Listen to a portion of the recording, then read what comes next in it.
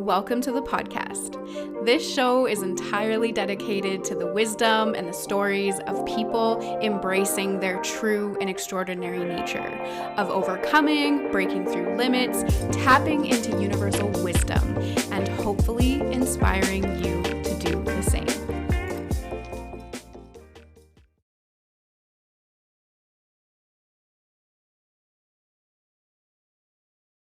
Okay, welcome back to Being Extraordinary. I am super honored to have my guest here today. I always have deeply admired you, and I know you're going to crush it with your story, and you have a lot of wisdom to share. So, I have Colette here with me this evening, and we've been on this journey for would you say a year? Has it been more than a year? Probably 2.5. With you, probably just a year. I was Yeah. like, there's no way I've known you for 2.5 years.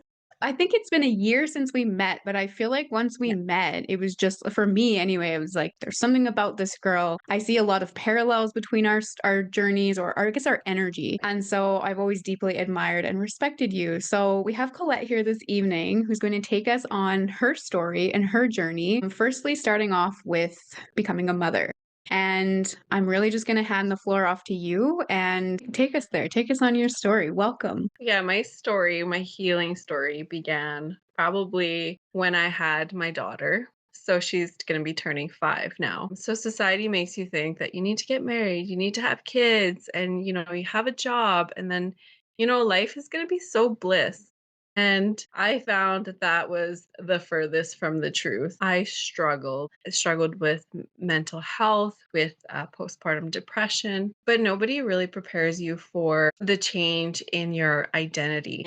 I do really notice too with becoming a parent, like this is just my observation from afar because I don't have kids, but I think there's always so much pressure to become a parent. But then as soon as you're like just expecting, everyone's like box checked. And I do feel like they kind of just leave you to deal with everything on your own after that. Yeah. When you leave the hospital and then they're like, "You're ready to go." You're like, "I get to take this home? I get to do this all by myself now? I don't know Oh what my I'm God. doing, but okay."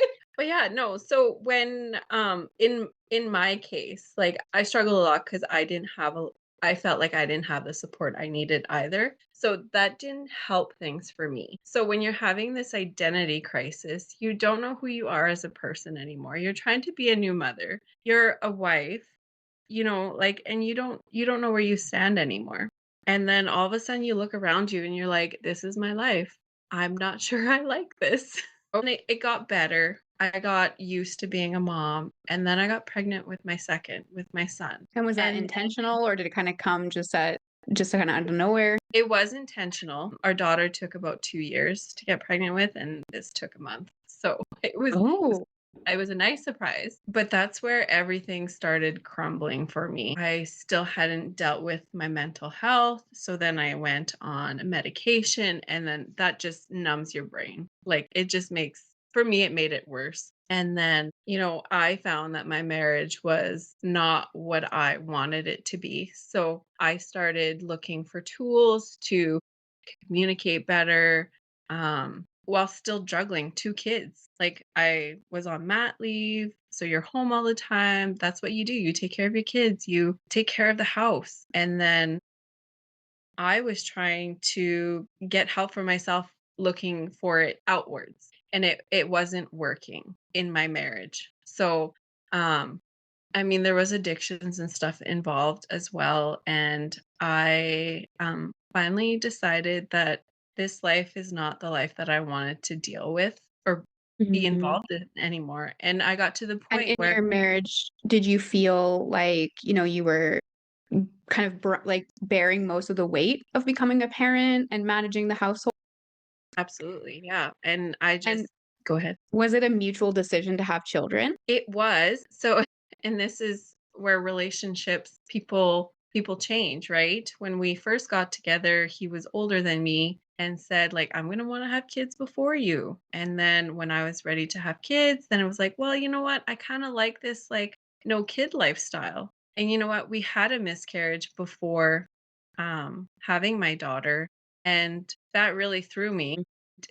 I think that's where the disconnect started between us. And it just, if I don't know, I've always wanted to be a mom. Mm. He's And do always you wanted feel to like be. with the disconnect and the miscarriage, did it happen kind of like on your part? Or do you feel like, or was it mutual, like a mutual disconnect? Or did you feel like what was the feeling? The feeling was the lack of support that I had. It was Mm, like, mhm, it was just, you know what? After a month, he was like, "Well, I'm ready to try again." And I'm like, "Well, I'm not over it." Like, when you have mm, a miscarriage, you lose the baby, but your hormones are still all out of whack. So then you have like this. I remember the day that those hormones just left my body, like I was a complete mess. But yeah, and then it was just like, well, this was just a miscarriage. What if you have a stillborn? What are you gonna like? How are you gonna react? mm, Like, and it's just like, okay, this is not kind of the support I thought I was going to get. And then you always get the people that have great intentions. Oh, it just wasn't meant to be. And you're just like, I don't want to hear it. So yeah, you feel that guilt because it was yours to bear. You're carrying mhm, this baby. mhm. And yeah, it takes a lot to go through that. And then the lack of compassion or the lack of understanding is what it sounds like from your Mhm. partner. And Yeah. then it kind of just snowballs through the rest of the journey of motherhood.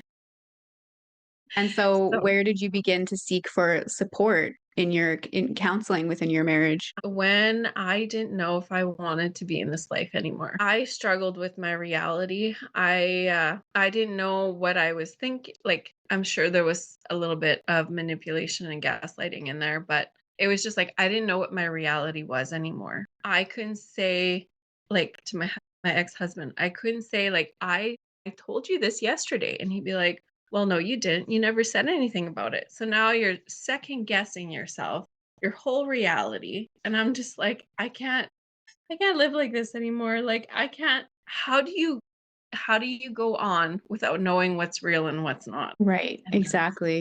so yeah, honestly, seeing a counselor, I had a suicide plan written out, and yeah, it was tough. And then when I brought up the alcohol with my ex-husband, he didn't seem to think it was a problem. And, yeah, it was sad that, for me anyway, that my mental health wasn't, or my point of view had no bearing on the relationships, and that went down from there. And was that something that you think existed between the two of you the whole time, but it became more apparent to you when you were, embarking on the parent journey?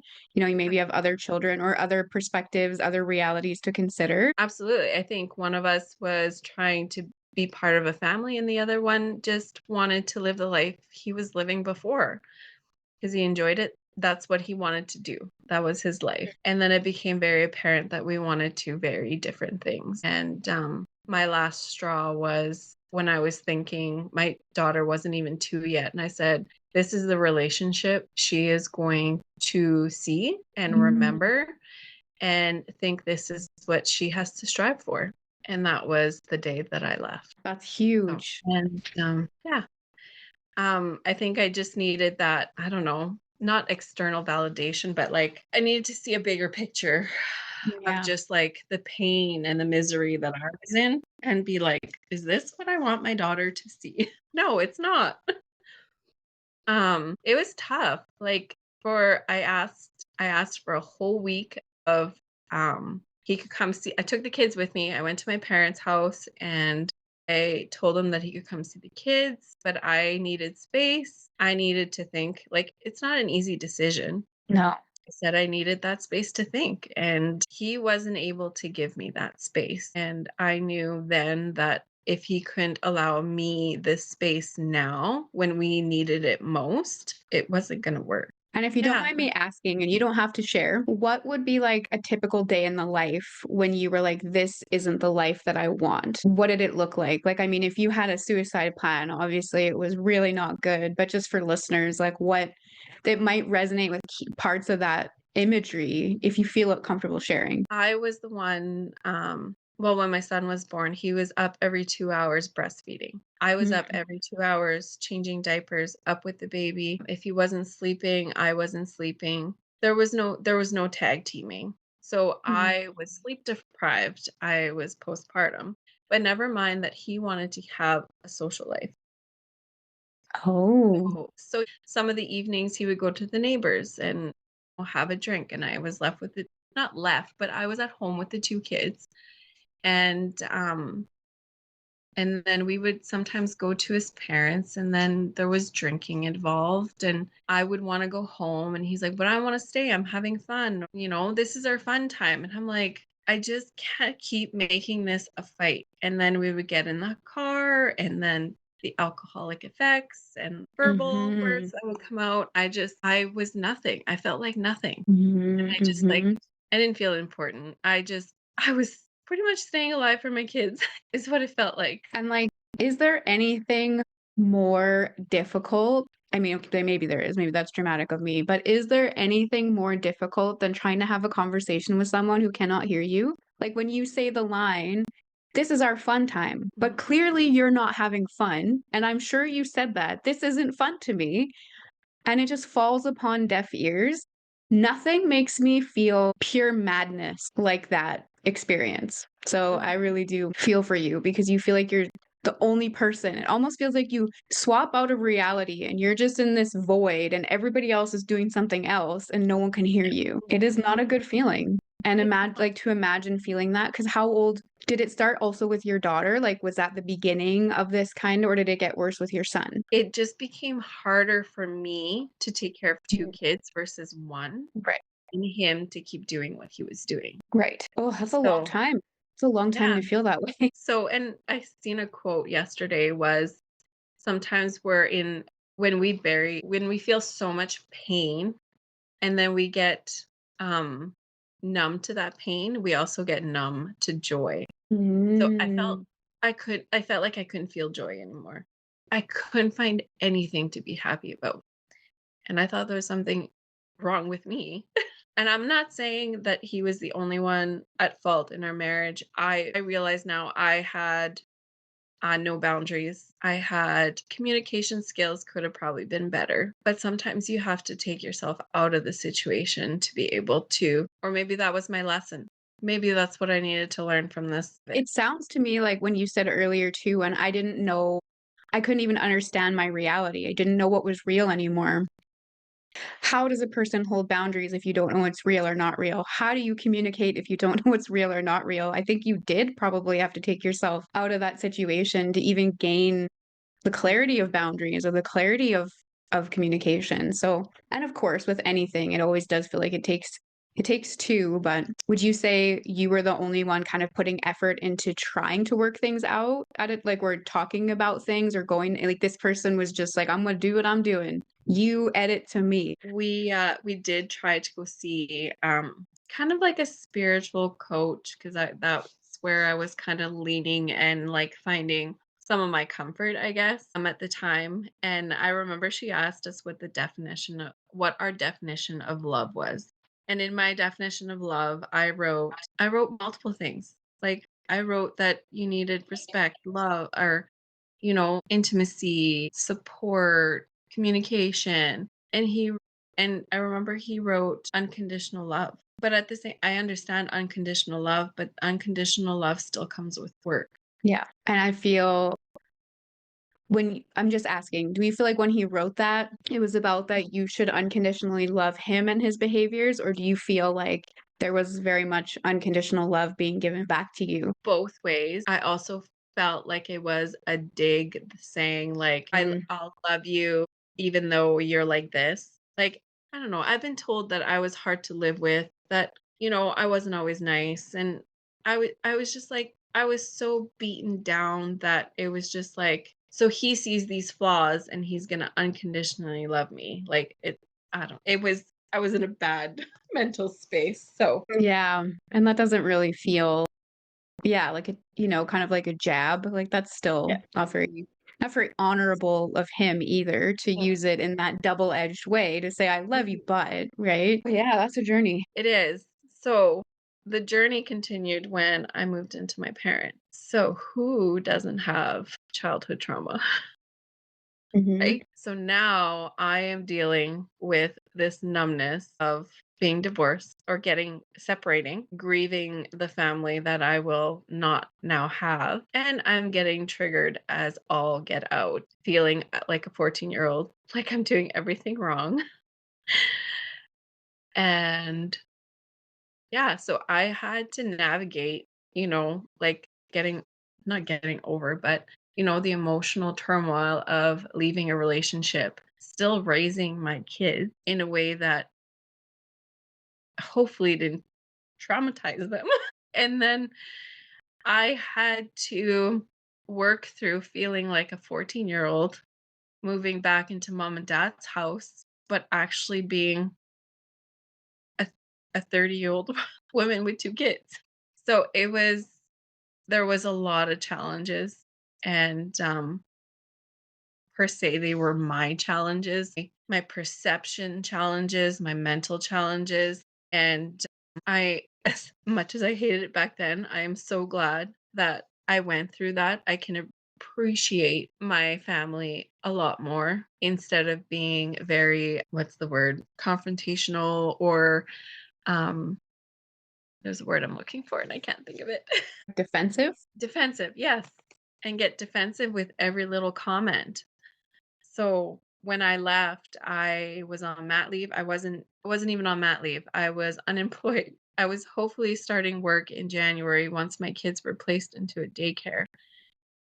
Um, so my parents have been, pretty much supporting me, and not everybody has that when they leave the situation that they had that I was in. It just makes you appreciate the people around you a lot more.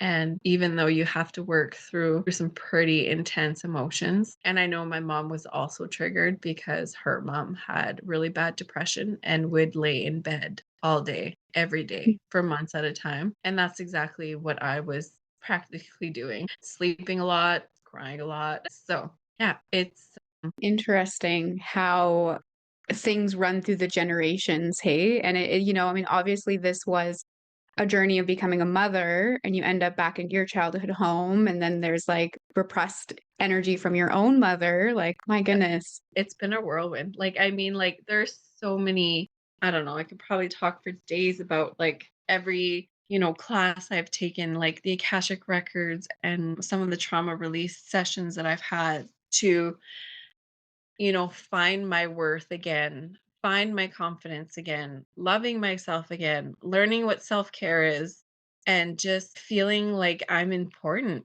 feeling like I'm actually somebody that's worth a damn. Well, that's huge. And so listening to the amount of like courage it would have taken to decide that when you had so many things stacked against you, right?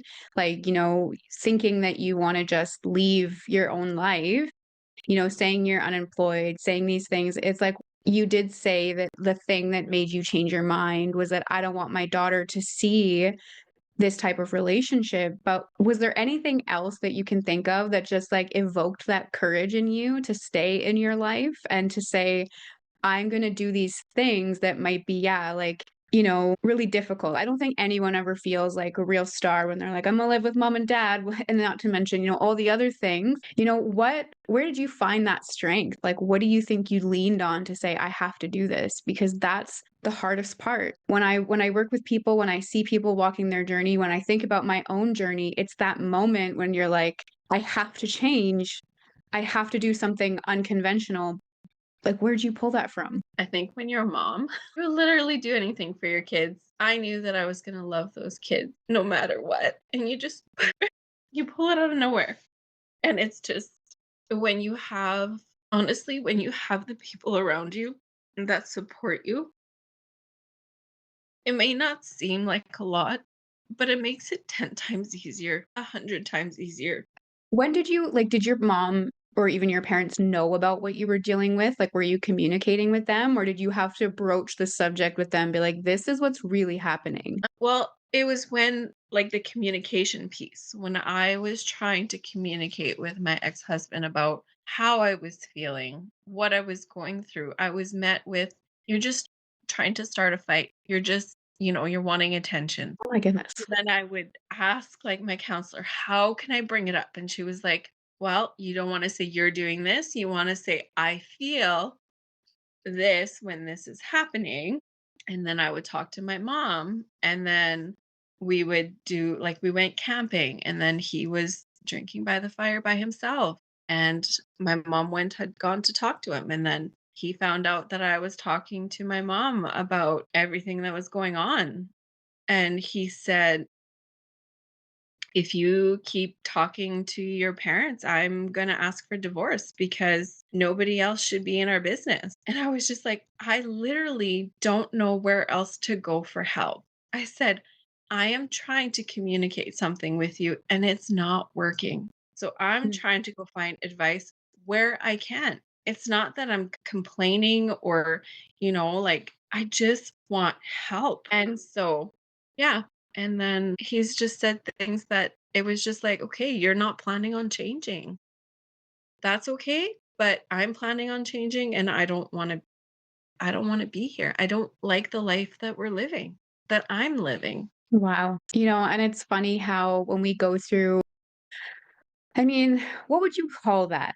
I don't want to say like abuse because it feels like but when you go through that kind of like suppression as a human, to find the courage to leave, like, even though you say you're still recovering your worth, like, I think there is something there that shows that, you knew you were worthy, you knew your path. And like you said, thank God for family, especially when we allow them in. I think that's courageous too. A lot of people go through hard things and they never end up telling anybody about anything that they're going through. Like, that's courage, that's strength. And it has to start somewhere, right? Good for you. And I think society, and this is how I felt, like, I grew up Catholic, I went to church. Divorce wasn't something that you just did or that you did point blank, but my parents had talked to my ex-husband and they literally said, like, they looked at me and said, "If she wants to leave, we will support her." And my Mm. mom told me afterwards, she's like, "I felt like you needed to hear that so that you had options." Because I didn't feel like leaving was an option at first. That's why the thought of leaving, my kids without a mother was like, I felt like the only option. I felt so stuck. I felt like I was in like a sand pit and I couldn't get out. When you feel like you're so stuck and there's no way out, it's hard. Like I wouldn't even know. I went through it. And if somebody asked me how to get out of it, I honestly don't know what I would tell them. If you look back on it now, because how much time has passed from that moment of leaving to today? From actually leaving about 2.5 years. In that time span, have you realized that you've had more resources or more help or more strength than you originally thought you did in that moment where you're like, maybe suicide is a better option? Have you been exposed to seeing what was really there? Like through your parents, through friends, through family, through the Yeah. career that you have now? Like, did you realize there was always more there than initially you had thought? Absolutely. I guess I just felt very isolated in my pain and very victimized. And once you almost have to take yourself out of that situation to really fully grasp and process it.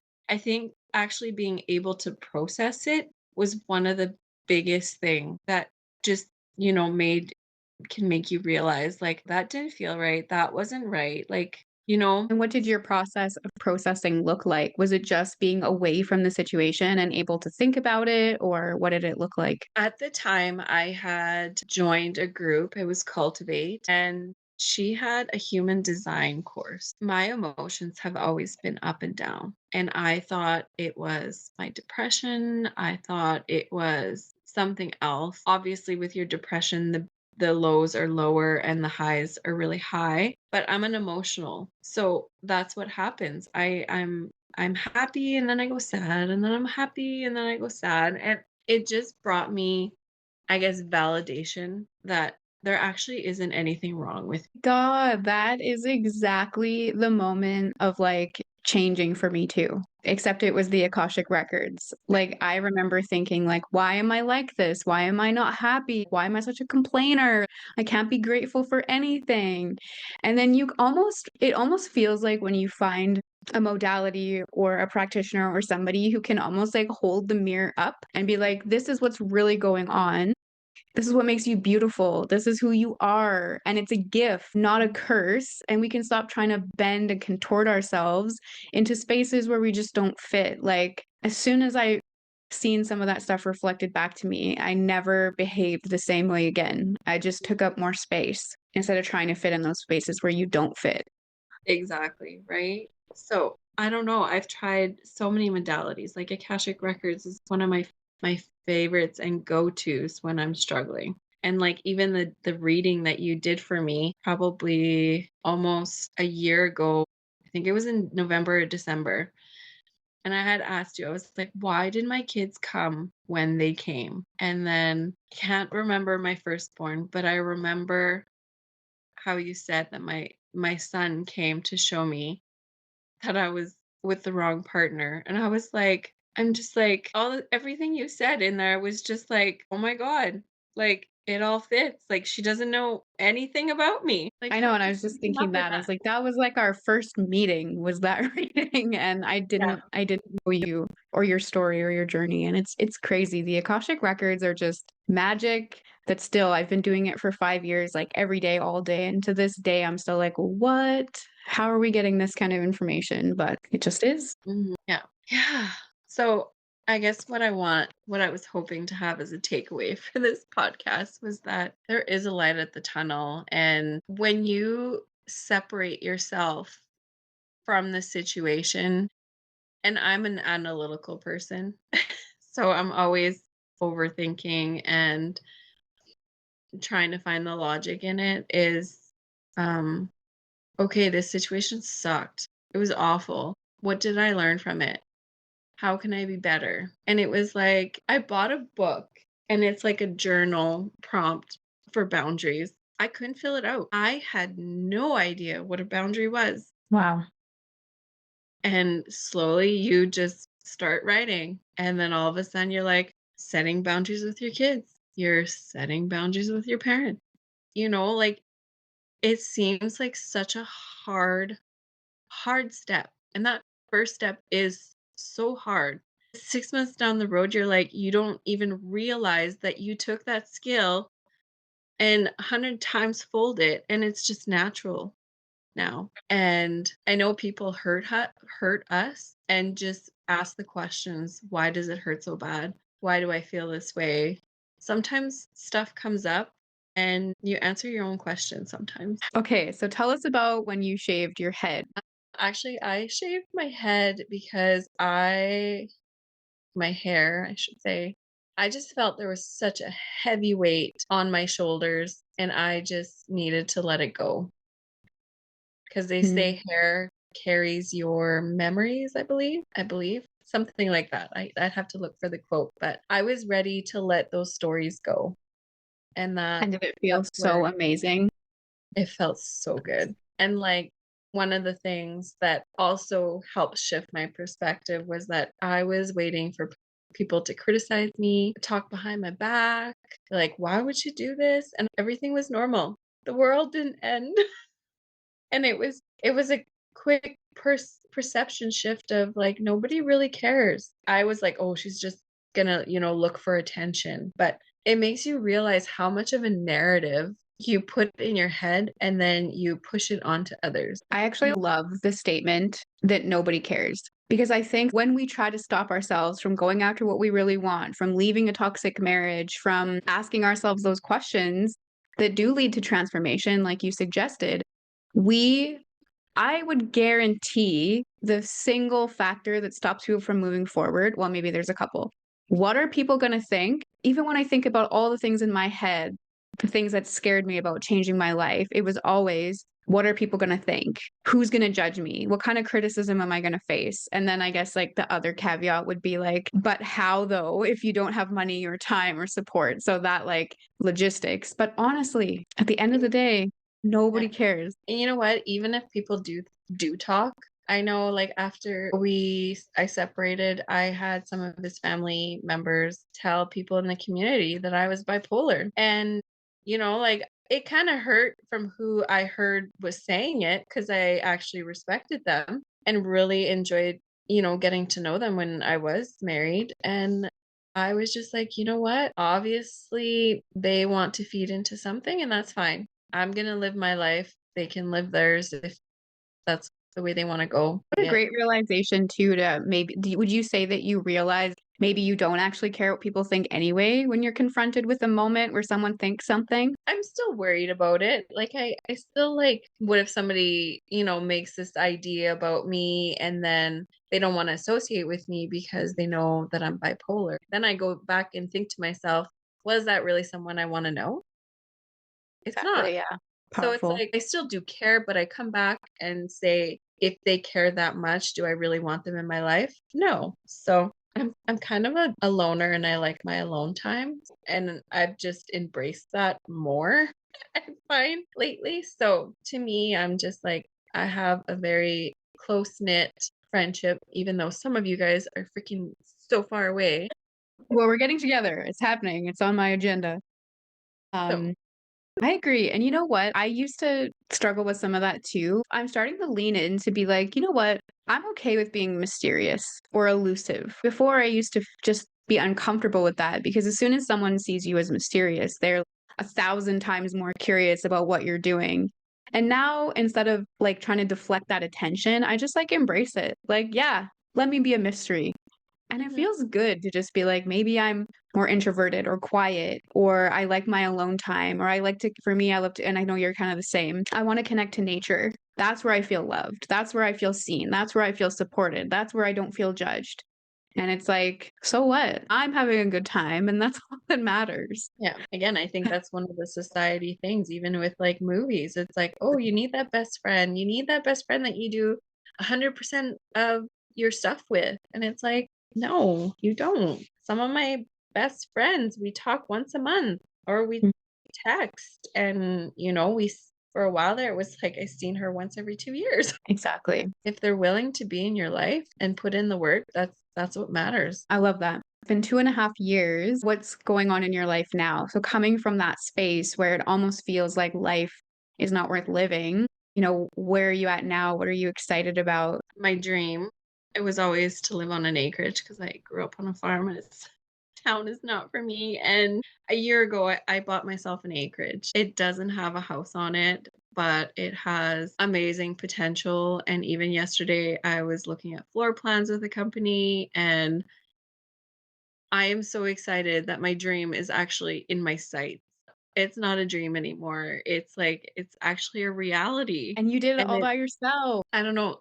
You look back and you say, how did I get from there to here? And it's to never stop growing. There's always something to learn about yourself. The more you learn, the more aware you are, the more, I don't know, the less reactive you can become, the more, I mean, I still struggle with a lot of things, but join back the dating world, which is crazy.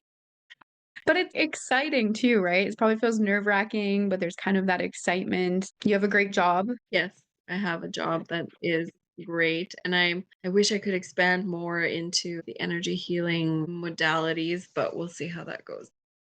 Well, you're on your way. You started. Instead of seeking those answers from other people, now you're able to also go within and use the Akashic records and things like that to tap into your own self. Like nothing can take that away from you either. And your story is reminding me of like just certain points on my story when you're like in the weeds and you are hurting and everything is black and you do not see that light at the end of the tunnel, it feels literally like you're going to die. You can't breathe, you don't know what you're doing, and it's such an awful experience.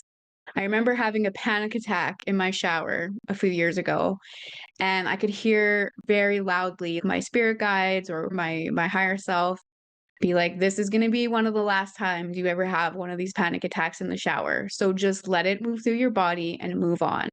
And I remember thinking, like, could it be? Could it really be that this would be the one of the last times I ever feel this like overwhelming sense of death? And It's been a few years, not saying it's not the rest of my life, but that was true. That feeling never happened again. And now seeing it and looking back, 2 or 3 years out, you almost can't even believe that you felt that awful, that you thought the light was never going to come. And it's so hard when you're in it. I would have punched someone if they told me, like, that the light will appear. But it always comes. It really does. And it just takes like the strength to move through it.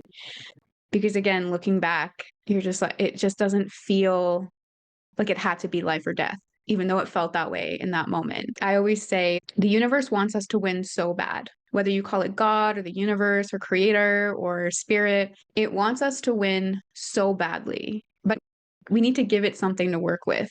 And it's like as soon as we choose to step out of the darkness into whatever remnants of light or support we have, it feels like everything starts to change. Again, we need that time to process and let things go and kind of clean up the mess. But when we look back, it just feels like a massive pivotal moment, but it feels like a weird blip on a long journey of like looking for the light. And did you ever have, like, aside from your parents stepping in, was there ever any other moments where you felt like the divine really just stepped in to be like, hey, this is your way out? Or did anything weird shift for you as soon as you made that decision to leave? I can't think of anything specific, but I have gotten so much closer with my siblings as well. No, there's not one moment that I can pinpoint. But yeah, I remember I would I would show up to my brother's house and I'd be like calling my sister-in-law. I'm like, "Do you have a minute?" And as soon as I seen her, I would just like gut cry, like awful. So it was just finding those people that you can be vulnerable and feel safe with. You said your emotions have always been high and low, but were you always good at expressing them? I was going to say, it feels like this was an opening up to actually processing emotions. Yeah. I stuffed them down until they literally popped out. Try not to do that anymore. When did you realize, did you say it was your sister-in-law? Mhm. When did you realize she was a safe person? 'Cause she has done the spiritual, trauma release as well, so we always had something to talk about. It was just judgment free, and it was never, "Oh, you're gonna be okay, you're gonna be okay." It was just like a, I wanna say, a chair to sit in. Like, it was just some place to rest and let it out. Those people are invaluable, especially for people that have never had that space held, right? Yeah, so it's been a journey, and I am loving where it's going. I feel like I was like this before, but I was narrow had a narrow view of the world, and knowing what I know now, I still feel like I have a narrow view of what's out there. There's so much stuff to learn, there's so much stuff to experience, and I know you always say things happen to us for us. It's meant to happen for a reason. When you look back at, your experience in your marriage or becoming a parent, what was the blind spot that you feel like illuminated through that experience? Something Like, you wouldn't have seen without that pain. I feel like our limiting beliefs of what society puts on us. You have to get married, and then have your kids, and then you'll be happily, you'll be so busy with your kids' activities and life will be good. And it's like, no, life is so much more than that. I find life is about going deep within and learning about yourself and enjoying all the experience, no matter if it's a painful one, a happy one, a stressful one. It's all an experience, and to be grateful for those because they are making you who you are today. They are pushing you to be the best person that you can be. And the realist version of you, not the Yeah. one who's wearing the hat of the mother or the wife or the good social citizen, the one that's like, I'm just who I am, right? There's a poem, and I'm going to butcher it. And it's actually one of my favorite poems. It's a little kid poem, but it's still one of my favorites. And it's by Shel Silverstein. My skin is brown, my eyes are gray and blue in the night. Sometimes I'm look like this and this, but like all the colors that I am inside haven't been invented yet. That speaks to the experience of feeling like you have to be one way or one thing. And if you're not happy wearing the color purple that day, like, what's wrong with me? Well, maybe that's just not your color. Like, maybe that's not your way. Maybe that's not your shade. And has it shown you like love in different forms? It doesn't have to be from the person that you married. Maybe it's in the sister-in-law and the mother and your children. Find there's different types of love. The way you love yourself, the way that my kids love me, the way that my parents love me, show everybody will show their love differently. And that's one thing I've learned is not everybody is going to be able to show the version of love that you want. They will show you the version of love that they can offer you. And it's to realize that maybe not everybody is going to be on your level of awareness or wanting to work on themselves. And that's okay. You take what you want out of it and you just don't take it personally because some people don't have a very big cup and they give you what you can. From someone whose cup was absolutely empty, sometimes you take it personal when somebody just can't help you. You see that their cup is full and it's like, why can't you give me some of that? I just learned so much about myself. And every day is different and every day is hard in its own way. And you have to continuously remind you of these little things. And have you learned to like love or appreciate yourself more or be curious about what else you're going to learn about yourself? Absolutely. I had such awful mental talk to myself. It was so negative and it was so harsh. And now when they start talking, I'll laugh at myself and be like, no, no, no, not today. We're not doing this today. And then sometimes I'll laugh at myself. I'll be like, oh my God, you just said that? Why would you say something like that? Or I'll be like, it'll be my own new inside joke. What a perspective shift. That is amazing. Because that is one of like the hardest things to do, I think, is change that inner narrative that you have with yourself. So to be able to recognize that and then actually have a way to shut it down or change it, that's where it's like half the battle. If I'm really upset with myself, I'm like, okay, so imagine I was my 5-year-old daughter. How would you tell her this? Would you yell at her? Would you call her names? No. So why are you doing it to yourself? Talk to Exactly. your inner child. And I always say that it's like sometimes it's like suddenly we're adults and we don't give ourselves the compassion that we would a child who's learning and experiencing life for the first time as who they are now.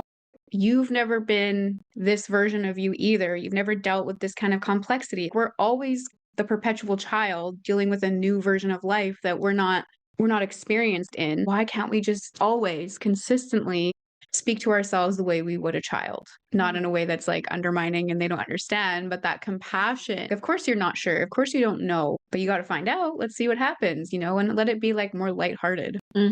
More compassionate and loving. There's no reason to be harsh and critical and put yourself deeper into that hole. I agree.